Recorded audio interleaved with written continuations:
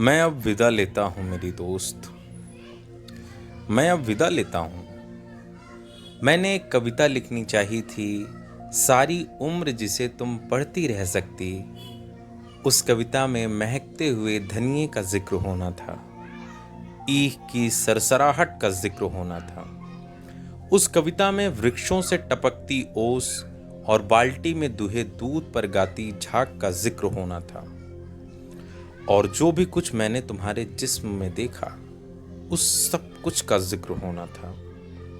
उस कविता में मेरे हाथों की सख्ती को मुस्कुराना था, मेरी जांघों की मछलियों को तैरना था और मेरी छाती के बालों की नरम शॉल में स्निग्धता की लपटें उठनी थी।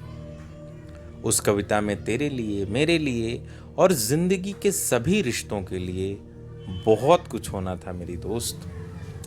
लेकिन बहुत ही बेस्वाद है दुनिया के सुलझे हुए नक्शे से निपटना। और यदि मैं लिख भी लेता शगुनों से भरी वह कविता, तो वह वैसे ही दम तोड़ देती, तुम्हें और मुझे छाती पर बिलखते छोड़कर। मेरी दोस्त, कविता बहुत ही निस्सत्व हो गई है, जबकि हथियारों के नाखून बुरी तरह बढ़ आए हैं। और अब हर तरह की कविता से पहले हथियारों के खिलाफ युद्ध करना जरूरी हो गया है। युद्ध में हर चीज को बहुत आसानी से समझ लिया जाता है, अपना या दुश्मन का नाम लिखने की तरह। और इस स्थिति में मेरी तरफ चुंबन से बड़े होठों की गुलाई को धरती के आकार की उपमा देना, या तेरी कमर के लहराने की समुद्र की सांस लेने से तुलना करना बड़ा मजाक सा लगता था। सो मैंने ऐसा कुछ नहीं किया। तुम्हें मेरे आंगन में मेरा बच्चा खिला सकने की तुम्हारी ख्वाहिश को और युद्ध के समूचेपन को एक ही कतार में खड़ा करना मेरे लिए संभव नहीं होगा।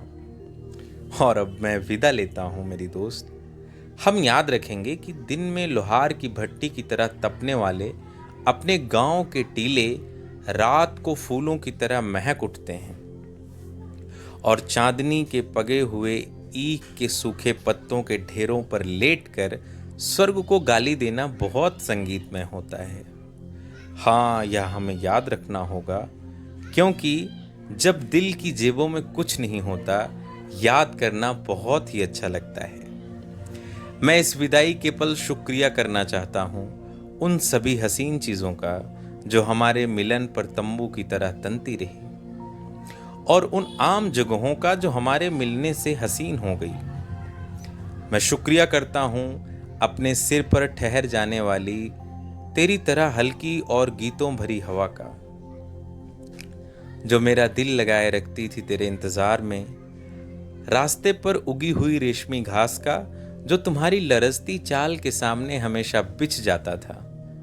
टिंडों से उतरी कपास का, जिसने कभी भी कोई उज्र न किया और हमेशा मुस्कुराई हमारे लिए सेज बन गई। गन्नों पर तैनात पिद्दियों का, जिन्होंने आने जाने वालों की भनक रखी।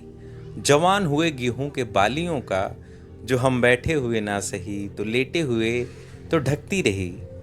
मैं शुक्रगुजार हूँ सरसों के नन्हे फूलों का, जिन्होंने कई बार मुझे अवसर दिया तेरे केशों में पराग केसर झाड़ने का। मैं आदमी हूँ, बहुत कुछ छोटा जोड़ कर बना हूँ, और उन सभी चीज़ों के लिए जिन्होंने मुझे बिखर जाने से बचाए रखा। मेरे पास आभार है, मैं शुक्रिया करना चाहता हूँ। प्यार करना बहुत ही सहज है, जैसे कि जुल्म को झेलते हुए खुद को लड़ाई के लिए तैयार करना, या जैसे गुप्तवास में लगी गोली से किसी गुफा में पड़े रहना। जख्म के भरने के दिन की कोई कल्पना करे। प्यार करना और लड़ सकना, जीने पर ईमान ले आना, मेरी दोस्त यही होता है। धूप की तरह धरती पर खिल जाना और फिर आलिंगन में सिमट जाना, बारूद की तरह भड़क जाना और चारों दिशाओं में गूंज जाना, जीने का यही सलीका होता है। प्यार करना और जीना उन्हें कभी नहीं आएगा जिन्हें जिंदगी ने बनिया बना दिया है। जिस्म का रिश्ता समझ सकना, खुशी और नफरत में कभी भी लकीर न खींचना, जिंदगी के फैले हुए आकार पर फिदा होना, सहम को चीर कर मिलना और विदा होना, बड़ी शूरवीरता का काम होता है मेरी दोस्त। मैं अब विदा लेता हूँ। तू भूल जाना मैंने तुम्हें किस तरह पलकों में पाल कर जवान किया, कि मेरी नज़रों ने क्या कुछ नहीं किया तेरे नक्शों की धार बांधने में, कि मेरे चुंबन ने कितना खूबसूरत कर दिया तेरा चेहरा, कि मेरे आलिंगनों ने तेरा मोम जैसा बदन कैसे सांचे में ढाला।